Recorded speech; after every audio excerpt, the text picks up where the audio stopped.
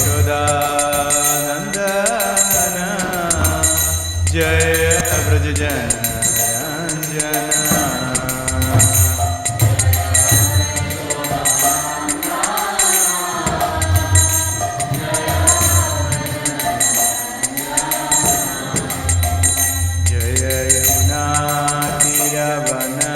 Chari Jaya Kunja Bihari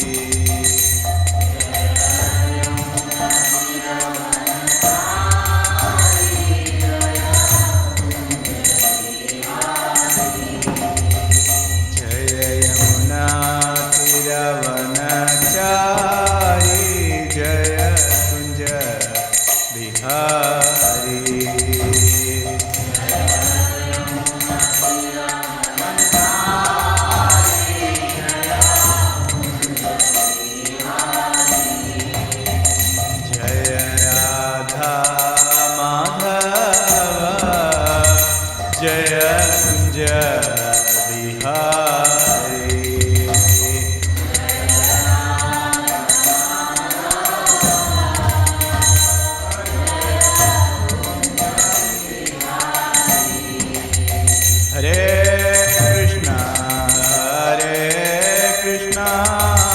Krishna Krishna Hare Hare Hare Rama Hare Rama Rama Rama Hare Hare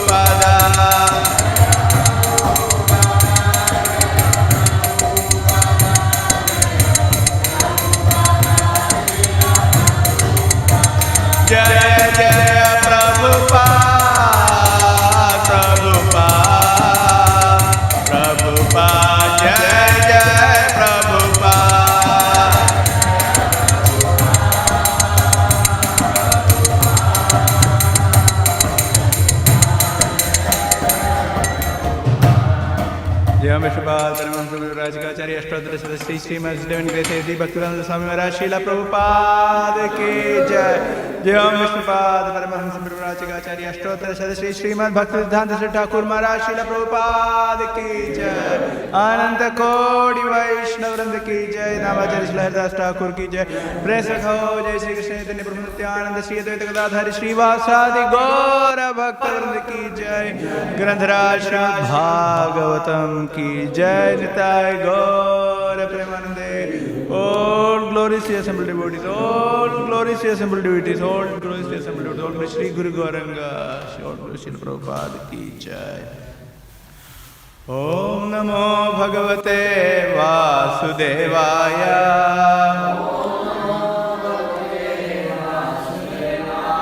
Om Namo Bhagavate Vasudevaya.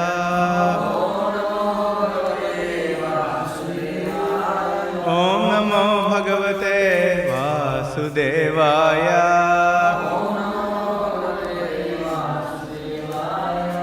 Hare Krishna. We are reading from Śrīmad Bhāgavatam, Canto 6, Chapter 10, entitled Battle Between the Demigods and Vrndesa. Here we have 13 and 14 on the board. We will chant 13, and since there are only very few small purports, I will read through the whole chapter. So pretty much we will be reading from 13 till 33. Here, 13. Adhendro vajramudyamya nirmitam vishwakarmana munehe shaktibhir utsikto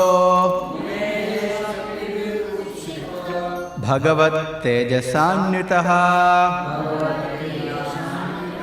Adhendro vajramudyamya nirmitam vishwakarmana munehe shaktibhir utsikokto bhagavato tejasanyutaha. Adhendro vajramudyamya nirmitam vishwakarmana munehe shaktibhir utsikto Bhagavat tejasanyutaha.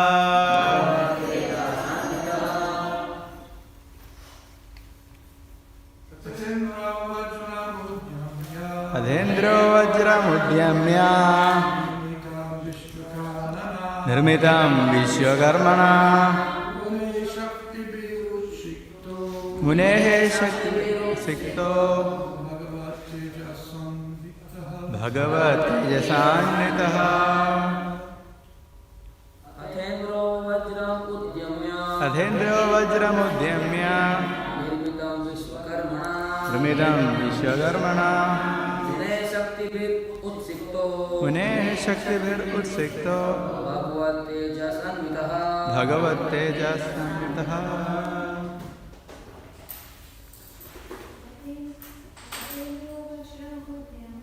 Adhendro vajramudyamya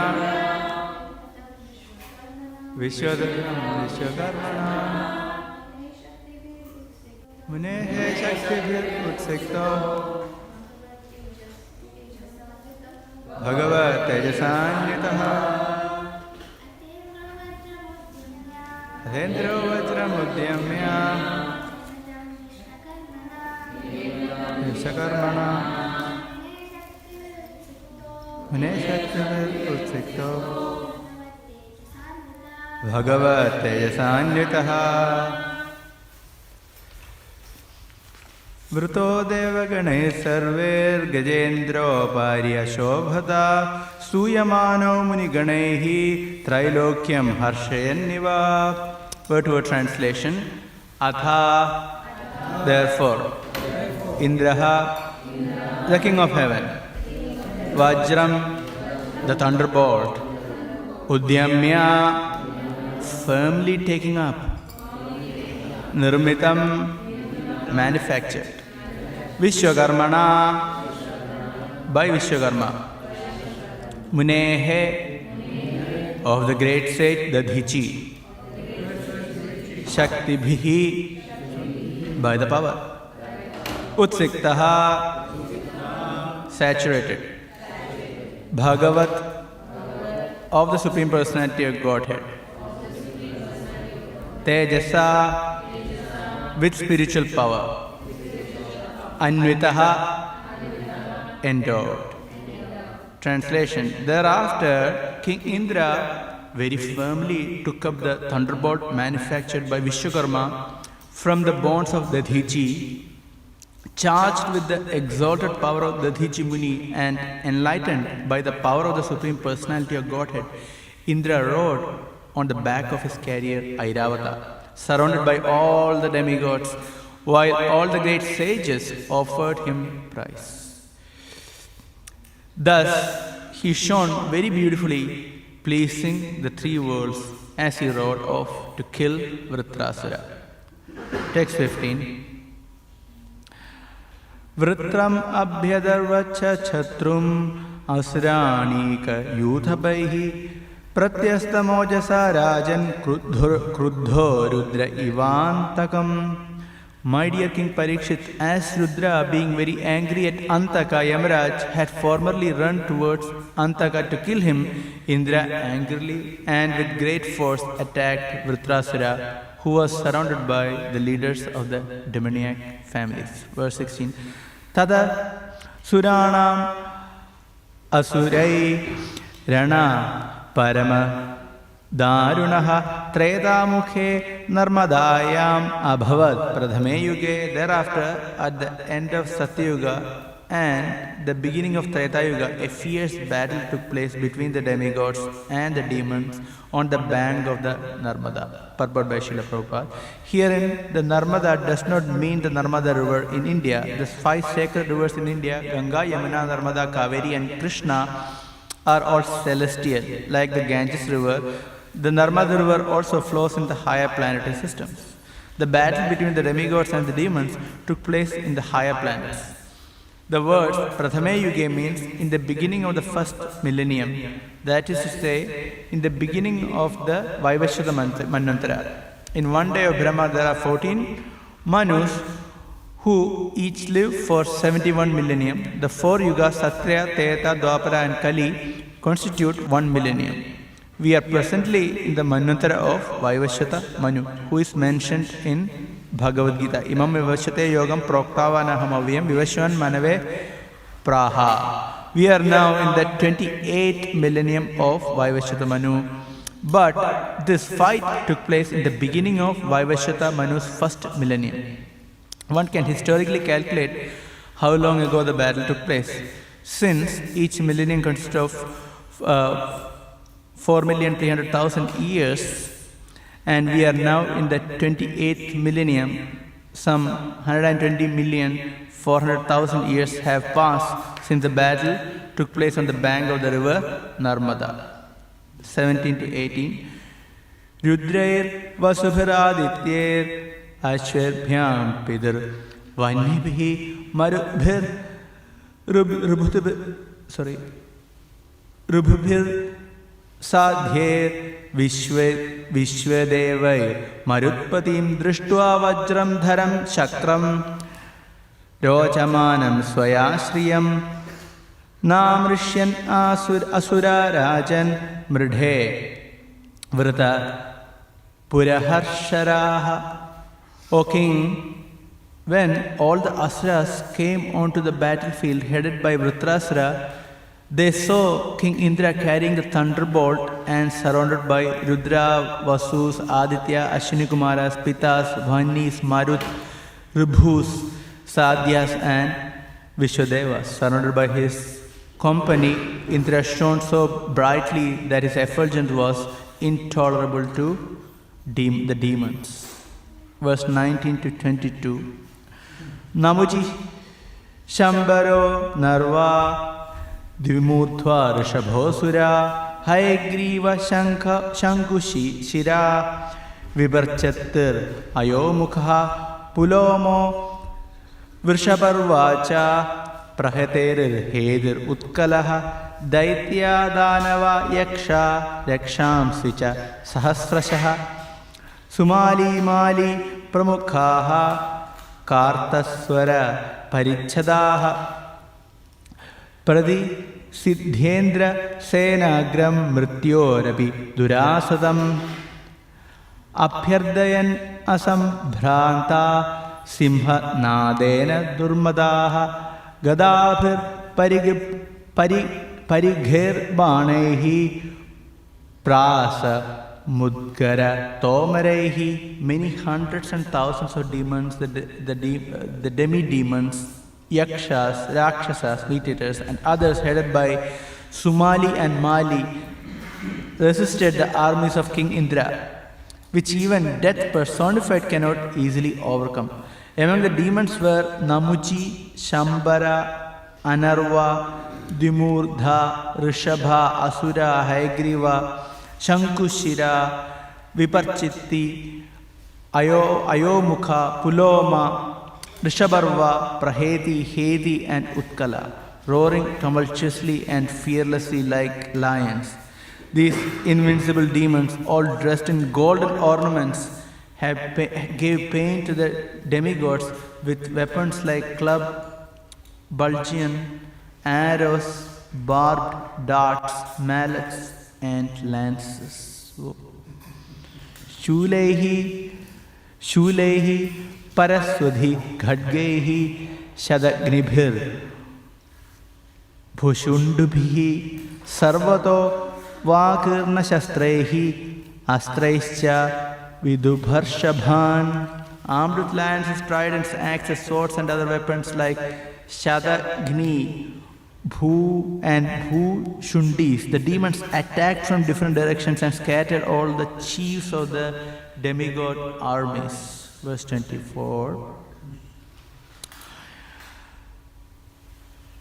Nadeshyanda sanchana sharajalehi samantataha punkanu punkha patitay jyoti mishiva nabho ghanaihi.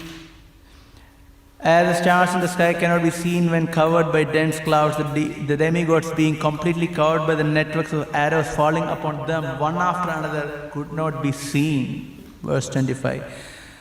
Nade Shastastra Varshaugha Hi Asedu Surasainikan Chinna Siddhapater Deve Laghuhastehi Sahasradha. The showers of various weapons and arrows released to kill the soldiers of the demigod did not reach them because of the demigods acting quickly, cut the weapons into thousands of pieces in the sky. 26. Atha Kshinastra Shastraugha Giri Shringa Drumopalehi Abhyavarshan Sura Balam Chichindustamcha Puravavat. As their weapons and mantras decreased, the demons began showering mountain peaks, trees and stones upon demigod soldiers. But the demigods were so powerful and expert that they nullified all these weapons by breaking them into two pieces in the sky as before. Tanakshadan Sadimato Nishamya Shastrastra Pugareitha Vritranatha Drumair Drishtasti Vividhastra Sringai Revikshatamstrastra Surindra Sainikan. When the soldiers of the demon commanded by Vritrasura saw that the soldiers of King Indra were quite well, having not been injured at all by their volleys of weapons, not even by the trees, stones and mountain peaks, the demons were very much afraid. Verse 28. Sarve prayasa abhavan vimokha krita krita deva ganeshu daityehi krishnanukuleshu yatha mahatsu kshudre prayukta ushati drukshavachaha. When insignificant persons use rough words to cast false, angry accusations against saintly persons, their fruitless words do not disturb the great personalities. Similarly, all the efforts of the demons against the demigods who were favorably situated under the protection of Krishna were futile. Purport. There is a Bengali saying that if a vulture curses a cow to die, the curse will not be effective. Similarly, accusation made by demoniac persons against the devotees of Krishna cannot have any effect. The demigods are devotees of Lord Krishna, and therefore the curses of the demons were futile. Verse 29. Te swaprayasam vidatham nirikshya harava bhakta hadayuddha darpaha palayanaya jimukhe visrijya padim manasve dudhurat tasaraha. The asuras who are never devotees of Lord Krishna, the Supreme Personality of Godhead, lost their pride in fighting when they found all their endeavors futile.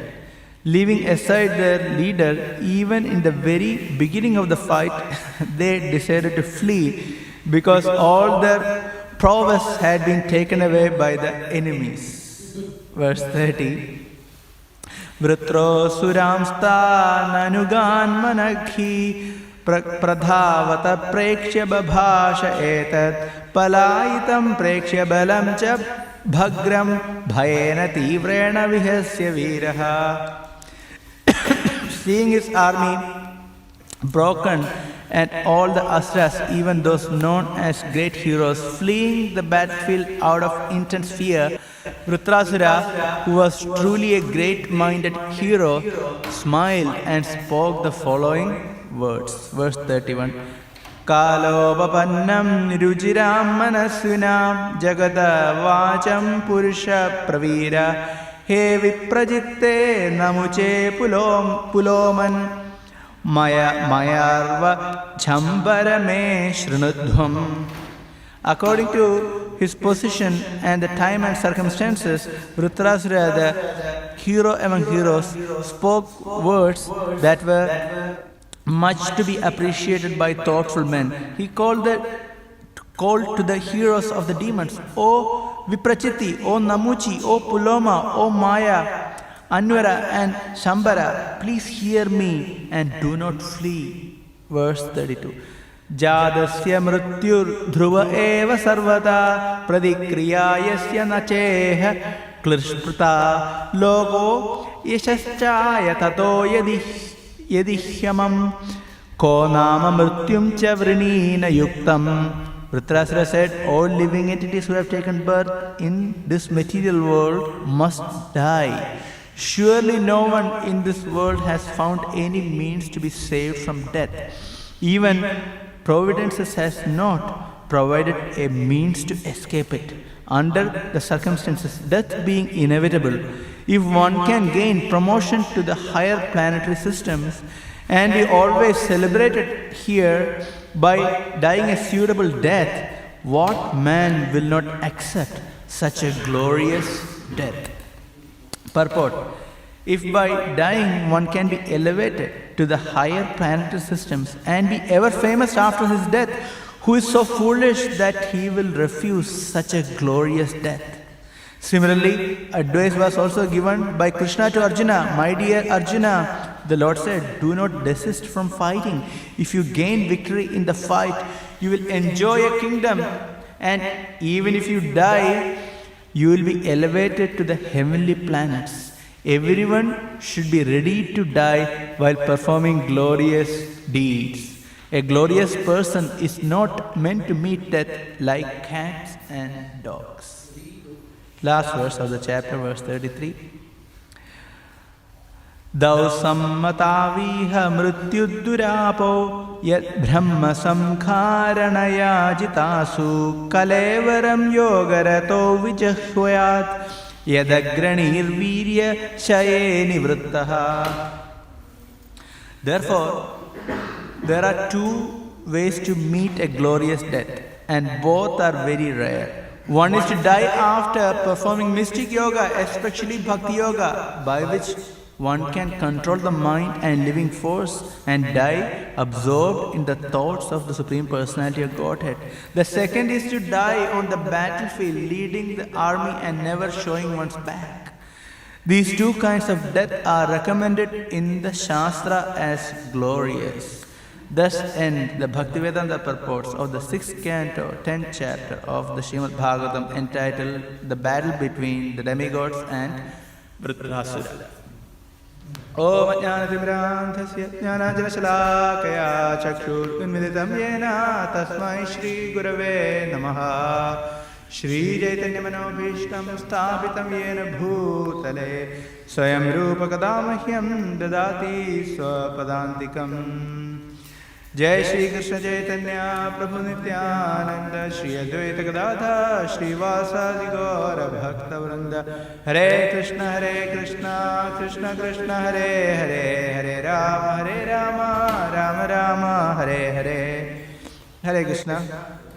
Yeah, I read through the whole chapter because there are only few purports and which are very small. So I can try to speak a few words based on those purports.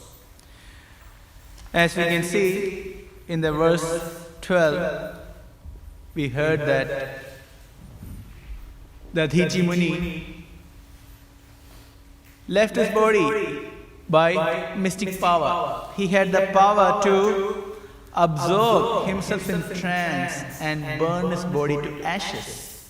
And thus he delivered his bones to Indra to make the weapon. And as we heard, Vishwakarma created a weapon out of the powerful bones of the Dhyiji, which is very powerful. Why?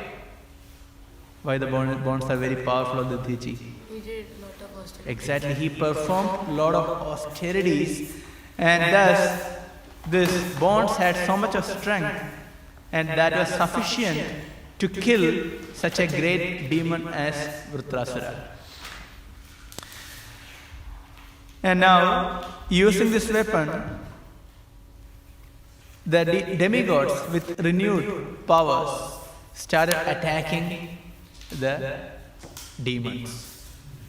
And now we saw that initially the demons had a lot of strength and they were really resisting the armies of the demigods. But later it went other way around. Before that, in the purport, Srila Prabhupada mentions about different rivers, because this battle happened on the bank of Narmada. Srila Prabhupada gives a higher understanding of these rivers, which are the holy rivers in India. We chant this mantra to purify the water. Gange Jal Yamuna Cheva, Godavari Saraswati, Narmade Sindhu Kaveri, Jalavismin Sannidhin Guru. We chant names of different holy rivers. Here we can see a few of them mentioned. So they do exist on the earthly realm, and at the same time they exist in the heavenly realm. So they have both existence. One is more subtle existence, and then here they manifest completely. So all these rivers did exist, and then Srila Prabhupada mentions about different millennium. So the concept of time is interesting in Śrīmad Bhāgavatam because it is very vast. In general, in Vedic literature, it is very, very vast. It is even beyond our imagination. So when we consider the Manvantaras, in one day of Brahma there are 14 Manvantaras. And we started with Swayambhuva Manvantara, and then Sarojusha Manvantara, then Uttama, Tamasa, Raivata, and then followed by Chakshusha, and now we are in the Vaivashyata Manvantara. So the purport says that this battle took place at the very beginning of Vaivashyata Manvantara. So that is the time scale that is mentioned. So this is actually very interesting. In major Vedic sacrifices are performed as part of the Sankalpa. There are mentions about the time and place where the sacrifice is actually performed. So it's proclaimed when it is going to happen, what is its time now. Then it is very clearly, always it is mentioned, which Manvantara, which Yuga cycle, and this in Kali Yuga and this year. So everything is given with reference to a day of Brahma. So first it is mentioned, this is the day of Brahma, in which Manvantara and which Yuga cycle and which Kali Yuga. So that's where, so it is very well defined. So the concept of time is very interesting. Similarly, when we define the space, it is given with reference to what? Any idea what is the reference? Any idea with reference to what? What is our ultimate reference when it comes to the space? It is the Meru mountain. So first it is mentioned, we are in the Dakshina, we are in the south of the Meru mountain, and that's where the Bharata Varsha is there, and there is Bharata Khanda, like that. So everything is very precisely defined in Vedic literature. However, when we look into different cantos of Bhagavatam, we can see a bit of a mix. It's not necessarily very chronological. For example, first canto and second canto, if you see, it is the very beginning of creation. So it is the first day of Brahma, or even before the first day of Brahma. So that is the beginning of creation. The Lord is casting the glance and the birth of Brahma. Then primarily, the Swayambhuva Manvantara is discussed in the third canto. Because when we read third canto, we can hear about Swayambhuva Manu, how he ruled over, who are his children, etc., etc. So that is third canto of Śrīmad Bhāgavatam. And the Swayambhuva Manvantara we can hear further described in the fourth canto of Bhāgavatam. It's spanned into the fourth canto of Bhāgavatam, Dhruva pastime, that is part of Swayambhuva Manvantara. And that's why when Dhruva was killing so many people, he was, Swayambhuva Manu personally came and told, okay, stop everything. And the fifth canto, the very beginning of fifth canto, the pastime of Priyavrata is there, right? And that is the beginning of Chaksha Manvantara. So that is Chaksha Manvantara, because there was no one to rule.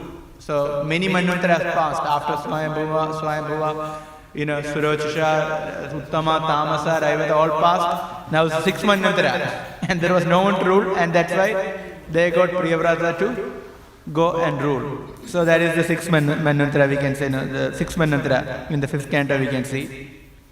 And in the 6th Manvantara, as we are reading in the beginning of 6th canto, it is 6th Manvantara running. Why? That's where Daksha came with more power.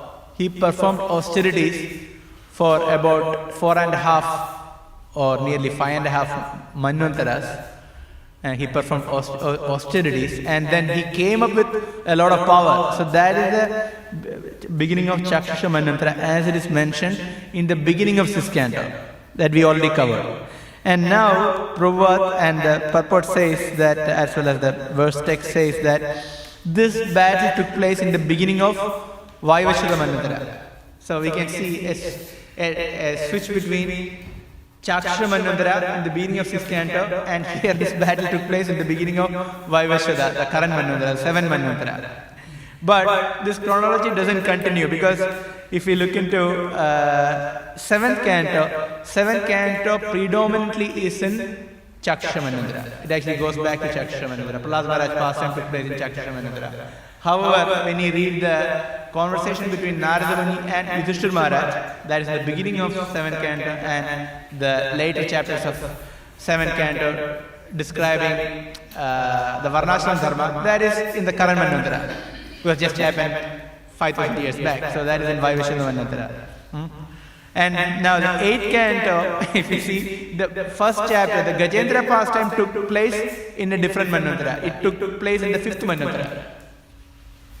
Can you see? It actually went back to Tamas Manvantara, 5th Manvantara. And then it continues with Chaksha Manvantara in the 8th canto. For example, the appearance of Vamanadev, and the 8th canto finishes with which pastime? Famous pastime. One incarnation appears. in the water. Matsya incarnation. Because Satyavrata Maharaj, Pralaya, and to save Satyavrata Maharaj, Matsya avatar happens. So that is the end of Chakshusha. And then 9th canto, again Vaivashvata Manvantara continues, and you can see that 9th canto, 10th canto, 11th canto, 12th canto, predominantly appearance of Lord Ramchandra, appearance of Krishna, everything happened in the Vaivashvata Manvantara. So definitely Bhagavatam is not chronological. And there are reasons for that. One, the aim of Bhagavatam is not to present just historical narrations in sequence. Rather, the main purpose of Bhagavatam is to remind us about Krishna and to explain to us the purpose of life. So as we can see in the very same pastime, we can hear the philosophy, Bhagavad Gita philosophy, we'll come to that. So since that is the purpose, there is no point presenting the history which are not relevant, which are not reminding us about Krishna. So here, Shukadeva Goswami presents all the historical narrations which are very, very relevant for our Krishna consciousness. That is one point. Second, Śrīmad Bhāgavatam is a Rasa Shastra. And Shukadeva Goswami is speaking Śrīmad Bhāgavatam in great ecstasy. Right? He is speaking in great ecstasy. And so, in that ecstatic narration, he can mix and match things because of ecstasy. It's not that he has to present everything in a sequential order. It doesn't happen. Even in 10th canto, we can see that things are going a bit forward and backward, even in the pastimes of Krishna, because Shukadeva Goswami is in ecstasy. So the point is not present everything sequentially, but present things which are relevant for our Krishna consciousness. So that is the purpose. So Srila Prabhupada mentioned that history is simply chronological nonsense.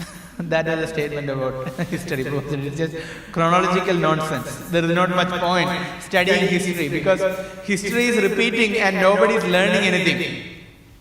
It is the same sense gratification is going on. It is just, Janma Mrityu Jara Vyadhi. That is a history. There is nothing much that is taking place. So there is no point presenting simply historical narrations which are not inspiring us to be Krishna conscious. So from the highest standard, from the viewpoint of Srila Prabhupada and other acharyas like Sanatana Goswami, Śrīmad Bhāgavatam is presenting only Prema Bhakti. So he says, Prema Bhakti, it says that Sarvananda Sevyaya Shri Krishna Namostade. He says Paramananda Pathyaya Prema Varshyakshadayate. He says Prema Varshyakshadayate. This Śrīmad Bhāgavatam, every syllable is showering Prema Bhakti. So that is the highest viewpoint about Śrīmad Bhāgavatam. So we may see different topics. We may not really see the connection to Krishna, but when we see the connection to Krishna, it really inspires our Krishna consciousness. The Vrindesa pastime, we may wonder why these names of all different kinds of demons are mentioned. And there is an elaborate descriptions of different weapons which we cannot even understand or pronounce. We don't even know what are these weapons. But why all these things are given? But the ultimate aim is to present pure devotional service of Vrindesa. So that is the next chapter. That will be described in the next chapter, because here he starts to instruct on religious principles, and the next chapter is transcendental characteristics of Vrindesa, and where he reveals his pure devotional heart. Those are the 4 prayers of Vrindesa. So we can see everything is leading to pure devotional service. So even though this whole narration is given here, it is leading to pure devotional heart of Vrindesa and his pure devotional service by embracing death by the hand of Indra. So that's where it is leading to. So it is very important to see Śrīmad Bhāgavatam in the right perspective. And moving on, In another purport, another small purport, Srila Prabhupada mentions about the curse to devotees. So that is another point mentioned in the purport, curse to devotees. And he gives a classic saying that if a vulture curses a cow to die, that is not going to come to effect. So the demons may curse the devotees, but that is not going to impact the devotees. That is not going to impact the Krishna consciousness movement. So Srila Prabhupada makes it very clear that it's not going to affect it is going to be futile. Similarly, he is presenting in connection to the attack of demons unto the demigods and the curses and bad words. It's not going to affect the demigods. We can very clearly see that sometimes the so-called atheists or the demons, they curse the devotees, isn't it? You go to book distribution, we have many practical experiences on this. If we have gone to book distribution, people curse not necessarily devotees, not necessarily the demons. I cannot call them demons as such. I remember this. I was standing Swanstone corner for book distribution for a marathon. So practically I was standing there for the whole month. I was not changing my spot, and I was trying to stop many people. And one Indian-looking gentleman, he used to come. I tried to stop him maybe a couple of times. Then I didn't bother because he was not stopping, he was not interested. I left him. So after the days were progressing, he was a bit getting agitated and he was looking at me. And one day I saw him. I was standing there. I didn't try to stop him. I just stood there. Suddenly he approached me. He came, it's like very interesting. He came like, I'm standing here. He was here. He's walking like that. Suddenly he changed his course. And, he just suddenly came to me. You will go to hell. And, just look at just to my ears. You will go to hell. And, just walked off. And everything very fast. He was afraid, I'm going to do anything or not. Just, changed his course. And boom, came, told my ears and just ran away. So, good. At least he had the concept of hell, which is not too bad. And I understood he was a Christian. He was a Christian. And we have, others, they get agitated because of so many other reasons. And when you try to stop them, they will use bad words. So these kind of things happen. Some people may sincerely pray that we stop book distribution. Some people may sincerely desire that our prasadam distribution may shut. All these kind of things can happen. These are all part of demoniac mentalities. But it may not come to effect by the mercy of Krishna.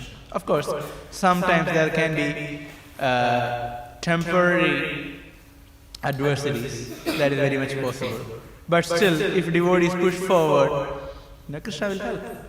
If we see resistance in preaching, it is good. Srila Prabhupada said, if we see resistance in preaching, it is good. Because it means that we are doing something.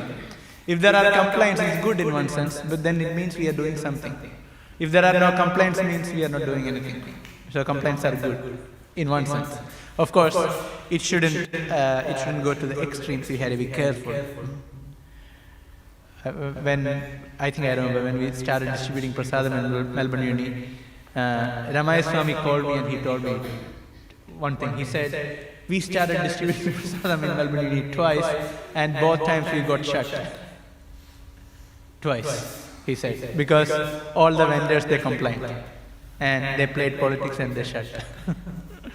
So this is interesting actually, that how, other people, they may have various motives and they may resist our preaching. That's the reality of it. And still, devotees have to pursue, and then Krishna will help. So that's what is mentioned here in the verse, that Krishna was protecting the demigods. So ultimately, demons couldn't do anything. The demigods were under the shelter of Krishna. So why Krishna was protecting the demigods? Because the demigods are devotees of the Lord. And they are following Krishna's system. And since they are following Krishna's system, the Lord will protect. They have taken shelter of the mode of goodness, in a Vedic way, not in a demoniac way, rather with Krishna consciousness, and so the Lord protects. So Krishna is equal to everyone, Samoham Sarvabhuteshu. He is equal to everyone, but he is partial to his devotees. So this is the nature of the Supreme Lord. So this we have to understand carefully. I'll explain a little bit. He is equal to everyone. In that way, he will protect everyone, but he will give special mercy to his devotees. So is he being partial? In one sense we can see he is being partial, but on the other sense we can see that he is not partial. Right? Why he looks apparently partial? Because the devotees are asking for Krishna's help, whereas the demons are not even accepting the Lord. So why Krishna has to help the demons? So if the devotees are requesting for the help from the Supreme Lord, and then the Lord is helping. So that is not being partial. He is simply reciprocating to the requests. For example, if there is a teacher in a classroom, and if the teacher is answering the questions to a particular student, a student is coming to the teacher and asking a lot of questions, and the teacher is responding to his questions, at the same time he is not giving many answers to other students, that's not being partial to one student, it is because one student is being more eager. And so the teacher is giving the answer, that's all. It's not impartiality, but it's a proper response. In the same way, the Lord is reciprocating to the prayers of the demigods. That's all. Prabhupada gives an example of king and his subjects. King looks after all the subjects, but he gives special care to his family members. So no one can complain about that. The king giving special care to his family members because it is his family. So part of protecting the entire subjects is protecting his family members, and that needs special care. And we cannot criticize king for that. Like, we may be equal to all children, we may be friendly with all children, or we may look after all children, we may be well-wisher of all the children, but a parent has to look after his own children, isn't it? Because that's how it is. Similarly, the Lord is doing that. So in that way we can see he is not really being partial in that sense. But if you go one step ahead, we can understand that the Lord is impartially giving the knowledge of Bhagavad-Gita to everyone. Lord is not telling that no one else should listen to it. Or the devotees are making it accessible to everyone. So the devotees are trying to approach everyone with the Krishna conscious knowledge. So in other words, the Lord is giving Bhagavad-Gita to both devotees and the demons, and so everyone has equal opportunity. In other words, the Lord is impartially distributing his partiality. Can you understand? The Lord is impartially distributing his partiality.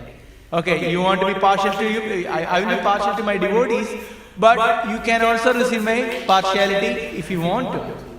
So the Lord is equal to everyone. So the Lord is happy to give his special care to everyone, not just to devotees at one point. Even if demons, if they want to change, the Lord is ready to give that. And the Lord has done that. For example, even in the 10th canto of Śrīmad Bhāgavatam, we can hear the pastime of Kaliya, right? Kaliya, he acted very inimically. He wanted to kill Krishna. But what happened? There was transformation of Kaliya. One by the association of his wives who were devotees, and also very specifically, he was very fortunate to get the Padasparsha, the touch of the feet of the Lord, which were not very pleasant. It was like a thunderbolt, striking the hoods of Kaliya. So there was a transformation for Kaliya. So we can see he became a devotee. He offered prayers. So it is possible that even a demon can become a devotee, or anyone can become a devotee. That potential is there for everyone. And so Krishna is not just partial, but at the end we can see Krishna is impartial to everyone, because he is inviting everyone to his own abode. He is inviting everyone. In that way, he is impartial, and he is offering his care to everyone. So that is one point from the purport. Next, moving on, Vrindesa, towards the end, he speaks the Kshatriya Dharma. So this chapter is giving a gist of instructions given by Vrindesa. He is telling his demoniac associates not to flee away from the battlefield, because it is against the principles of war. In war, one should fight and one shouldn't flee. That is not suitable for anyone who is taking part in the war. And Srila Prabhupada quotes very aptly Bhagavad Gita, because it's the instruction of Krishna to Arjuna. He says, Sukhe Dukhe, he says, Hatova Prapsise, Swargam Jitava Bhokshase, Mahim Tasmat, Uttishta Kaunteya, Yuddhaya, Kritanishcheha. He says, look, if you win the battlefield, you can enjoy the kingdom here in the earthly planet. And if you die, you can go and enjoy the heavenly planet. So it's a win-win situation. So exactly the same principle is mentioned by Vrindesa to his associates. Don't flee away. And in the next chapter, we hear that even though they were fleeing away from the battlefield, the demigods, still they were shooting arrows at them and killing them. Then he was telling the demigods, what are you doing? If somebody is fleeing away from the battlefield, you are not supposed to kill them. So both parties are not following dharma. So Vrindesa, first he preaches on the level of Kshatriya Dharma, which is mundane Dharma, and then he explains, so he prays on the transcendental platform. So that is the next chapter. Just like Krishna, initially verses probably from 31 till 39 or 38, we can hear from Krishna speaking Kshatriya Dharma, which is just morality in one sense, Kshatriya Dharma, and based on Dharma Shastra. And after that he rejects, and then he speaks about Nishkama Karma Yoga, Buddhi Yoga. He speaks about how can one get rid of karma altogether. So we can see progressive philosophy in the second chapter of Bhagavad Gita. Similarly, Vrindesa does the same thing. He initially presents the Kshatriya Dharma to both parties, and then he presents his transcendental nature, his transcendental prayers.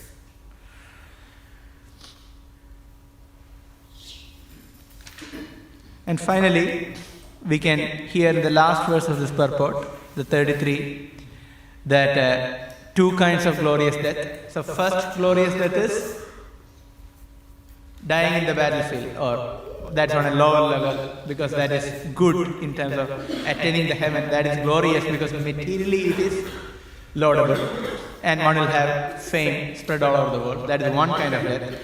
And higher is death in Krishna consciousness. One is thinking about Krishna and leaving the world. And that is demonstrated by Vrindesa. So this verse is very apt, which is leading to the next chapter. Because Vrindesa completely fixed his mind unto the lotus feet of the Lord, and he left the world.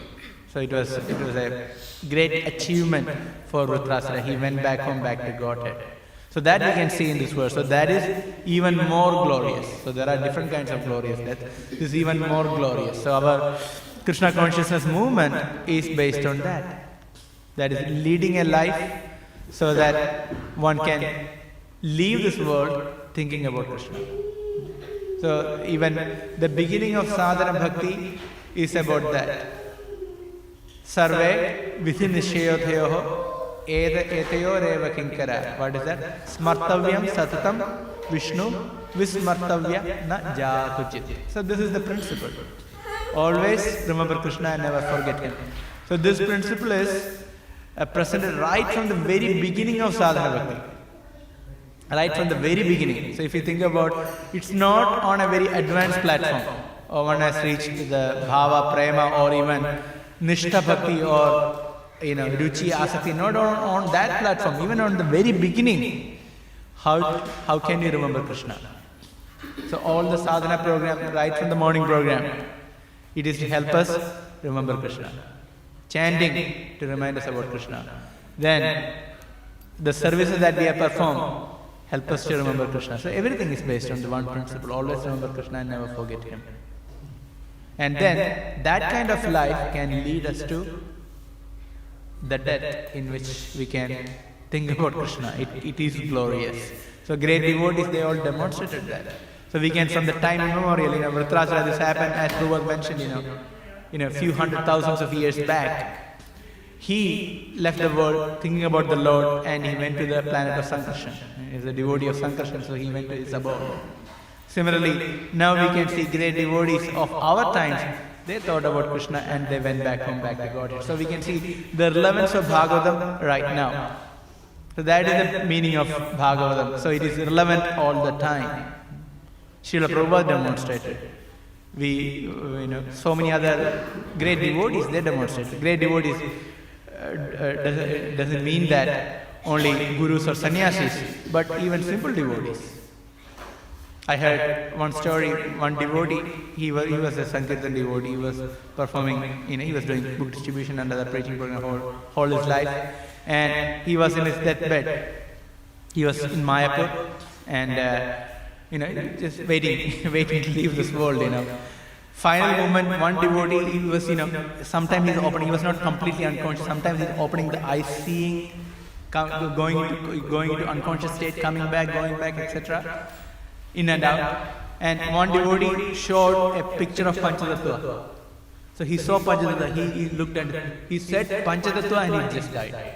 This is power, normal devotee, he just did simple service, nice service, preaching. And at the time of death, the last thing that he told was Panchatattva. Recently, Burjan Prabhu was telling us how Gunagrahi Maharaj left the world. And he was telling, he was in a completely coma, and all the devotees were chanting, but he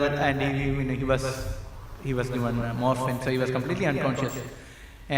But the last minute, the last second before he left the world, he was unconscious, but his tongue moved. He chanted Hare Krishna. Everyone could see that he was chanting Hare Krishna. Krishna, the last minute after he left the world. Gunagrahi Maharaj. Gunagrahi. Prabhupada's disciple.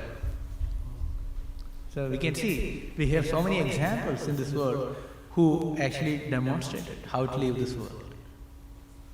Not one or two, there are many more who left the world while Kirtan is going on.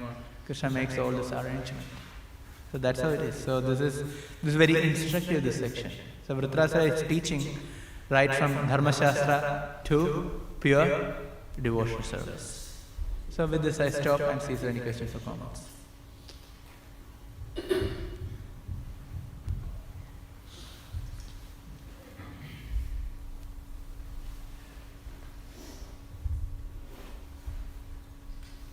Okay.